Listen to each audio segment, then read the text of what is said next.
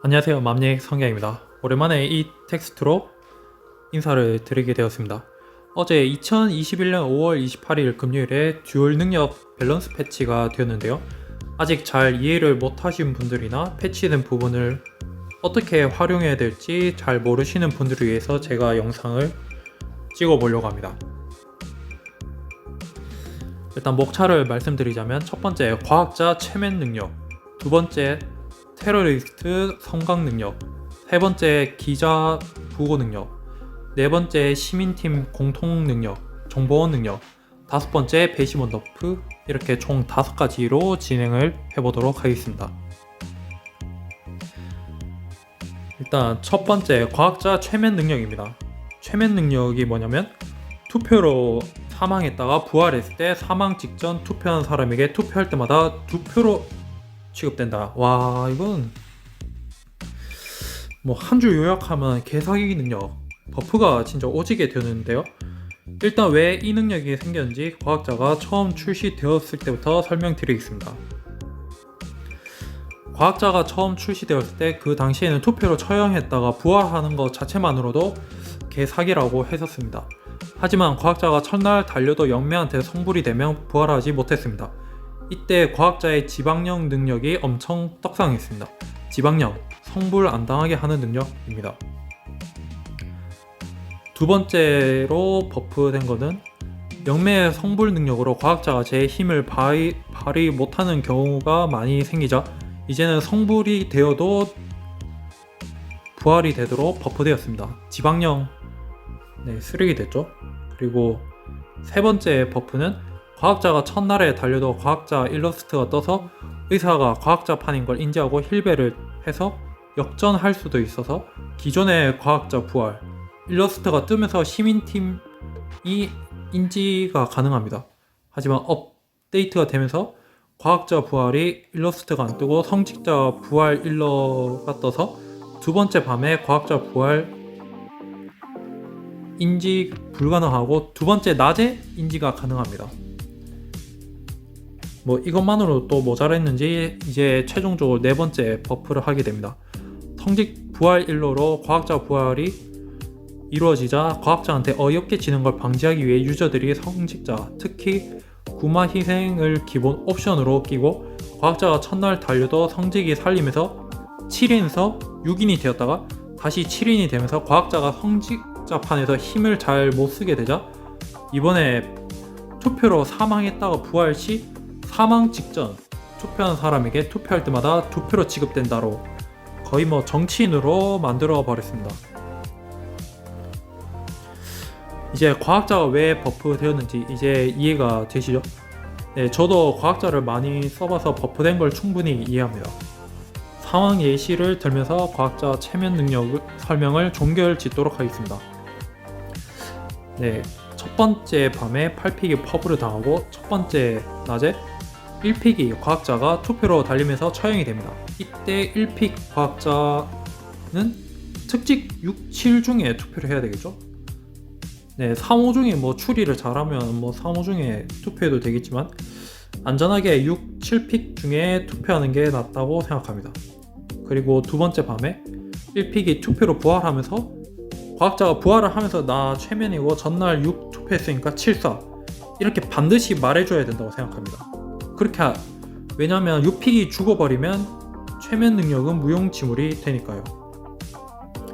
그리고 두 번째 낮에 과학자가 부활하고 8픽이 부활하고 일단 킬이 나야 됩니다. 킬이 나면서 마피아 팀의 4표, 시민팀이 4표가 되면서 투표수가 동률이 되면서 이기는 그림입니다. 이 최면 능력이 좋긴 하지만 100% 확승을 만들어주는 능력은 아니라고 생각합니다. 성직자 결사자경이 자경키를 내거나 정치인 성직이 뭐 확 먹는 판이면 최면 능력이 있어도 역전이 불가능합니다.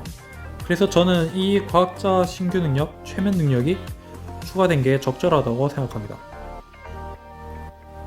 두 번째 테러리스트 성광 능력입니다. 자, 읽어보겠습니다. 함께 상대의 직업을 모두에게 공개한다. 얼핏 보면 좋아 보이긴 하지만 사나운 상대의 직업을 모두에게 공개한다고 해서 그렇게까지 큰 메리트가 있는지는 잘 모르겠습니다. 이런 경우에는 꽤 쓸모가 있을 것 같네요. 첫 번째, 8인에서 테러펑을 실시했을 때 테러가 데리고 간 직업이 보조면 상황에 따라 추리하는 데에 상당한 도움이 된다. 첫 번째 낮에 막경 중 한 명이 마녀가 저주왔다고 하면서 조기를 뱉는다. 의사도 8인 테러펑을 실시했는데 테러가 펑한 대상이 보조이고 마녀인 게 밝혀지면 마녀 저주 왔다고 한 경찰은 굉장한 시민티를 얻게 되어서 시민 승리하기 쉬워지고 추리하기 쉬워진다고 생각합니다. 첫날 저주와 마피아 경찰이 마녀 저주 왔다고 할 리가 없기 때문입니다. 그리고 7인에서 테러펑을 실시했을 때 테러가 데리고 간 직업이 마피아 경찰을 데리고 갔다면, 만약에 결사작용이 진작용이면 시민일 때 의사는 남은 막경을 힐 줘야 될지 말아야 될지 굉장히 고민이 되는데, 성광 능력으로 마피아 경찰의 존재를 알게 되어서 결사작용에게 힐을 주거나 아니면 본인이 자의를 하거나 힐 배틀을 해서 힐을 내서 판을 역전하는 그림을 구상할 수 있습니다. 지금 생각하는 성광 능력의 유용도는 이 정도라고 생각합니다. 그래도 있으면 나쁘지 않은 능력이라고 생각합니다. 세 번째, 기자, 부고 능력. 부고는 취재 대상이 사망하더라도 취재에 실패하지 않는다. 한마디로 개사기 역대급 필수 옵션 능력이라고 생각합니다. 제가 또 속보 확성 기자를 가지고 있지 않습니까? 생각보다 취실이 나는 경우가 굉장히 많아요. 그래서 이 부고 능력이 굉장히 끌리는 게 이유입니다. 이제 기자 듀이한 카드는 속보 확성 부고 기자이지 않을까 싶습니다. 유일하게 마녀가 저주를 걸면서 카운터가 가능하지만 마녀를 요즘 잘 안 끼죠? 그리고 속기를 쓰지 않는 사람은 이 부고 능력은 필수라고 생각합니다. 자기가 진짜 기자인데 취재 대상이 펍을 당하면 기자 인정이 안 돼서 까딱하면 어필전 가서 지는 경우도 많이 봤습니다. 그래서 이 부고 능력이 있으면 안정적으로 취재가 가능해지면서 취실의 불안감을 떨칠 수 있을 거라고 생각합니다. 저도 이제 랭에서 속기 아닌 기자가 부고 능력이 없고 취실 드립치면 무조건 잘라버리겠습니다. 네 번째, 시민팀 공통 정보원 능력. 정보원은 남마다 살아남은 마피아팀이 몇 명인지 알 수 있다. 빨챗으로는 정보원에 의해 현재 N명의 마피아팀이 살아남은 것이 밝혀졌습니다. 이건 그냥 시민42 능력입니다. 한 줄 요약하자면 퍼보조 유무를 알 수 있습니다. 퍼보조 유무를 알 수 있는 게 왜 사기 능력인지 특직업별로 예시를 들어보겠습니다. 카페에 어떤 분이 글로 정리를 잘 해줘서 인용 좀 하도록 하겠습니다. 제가 추가로 설명 붙이고, 첫 번째, 영매일 때 퍼보조 자살 마피아에게 선동을 한다. 영매를 쓰면서 퍼보조 자살 도도한테 휘둘려서 진판이 수두룩 빽빽하고, 저도 도도를 하거나 퍼보조를 당해서 그렇게 판을 역전하는 경우가 많거든요.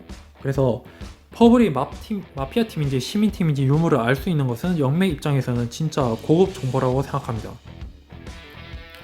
두 번째, 독재 정치인. 추미로 진경 잡아도 마피아 경찰 다시 잡을 수 있고 힐베지만 역전 구도가 가능합니다. 세 번째, 확성 검시 속보기자. 퍼보조인지 유무를 알 수 있어서 퍼보조면 특교환 안 가도 돼. 간혹 속기들 때 퍼보조인 판은 은근 많습니다. 그래서 속기가 특직 찍힌 판, 안 찍힌 특직 교환 갈지 말지에 고민을 덜어주고, 심지어 그 특직이 사탐이나 심리학자 같은 조사식이면 게임이 터지겠죠? 네 번째, 연인 제외의 특직 나온 사람이 퍼보저라고 외치는 게 진짜인지 아닌지 알 수 있음. 위에 3번이랑 비슷한 맥락인데 제가 연인을 끼면서 특교환을 간 적이 있는데 대부분 시민이었습니다. 성격의 연인, 랭 영상을 참고해 주시기 바랍니다. 연인의 입장에서는 특교환 갈지 말지 굉장히 고민이 되는데 정보 능력으로 퍼보조 유무를 알면 판을 유리하게 이끌 수 있습니다. 다섯 번째, 심리학자. 시체 대조 시 퍼보조인지 알 수 있다. 심리 조결을 해보면 알겠지만 시체 대조하는 경우가 많은데 퍼보조 유무, 도도 유무를 알 수 있게 되면 엄한 시민 잡는 불상사를 막을 수 있을 것 같아서 좋을 것 같습니다. 6번째, 성직자. 포보조인지 알 수 있어서 살릴지 말지 결정 가능. 예수님 작전, 도도 작전으로 성직자를 저는 좀 골아프게 많이 했었습니다. 성격의 도도 영상을 참고해 주시기 바랍니다. 성직자 입장에서는 포보조 유무를 알게 된다면 진짜 좋다고 생각합니다. 5번째, 마지막입니다. 배심원 너프입니다. 일단 기존의 능력은 최다 득표자가 여러 명일 경우에 최반에 올라가고, 이제 주목해야 되는 게 생존자의 절반 미만의 득표를 한 상태에서 여러 명일 경우 그 사람이 최반에 올라간다.